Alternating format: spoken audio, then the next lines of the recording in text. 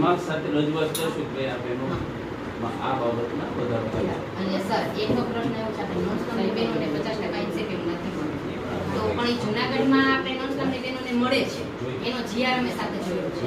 હા સર. હું ગોસ્વામી સંગીતાબેન મજદૂર સંઘ જિલ્લા મંત્રી બોલું છું.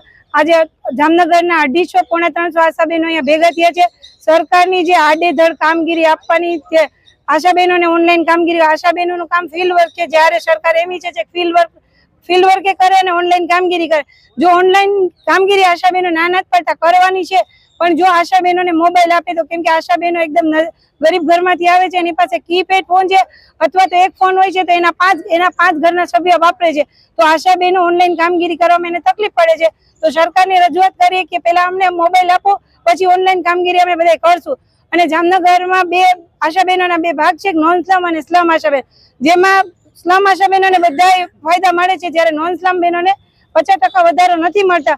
તો એ અલગ કે એના માટે ઓલું કહેવાય કે જે સરખું કામ કરતા હોય તો પગાર પણ સરખો મળવો જોઈએ. તો આજે નોન સ્લમની તમામ આશાબહેનો આ બાબતે વિરોધ કર્યો છે અને એના માટે જીઆર સહિત ડોક્ટર ગોરી સરને અમે એનો જીઆર આપ્યો છે અને તમામ આશાબહેનોને 50% વધારો આપે ને એવી રજૂઆત કરે એવું સરને અમે રજૂઆત કરવા આવ્યા છીએ.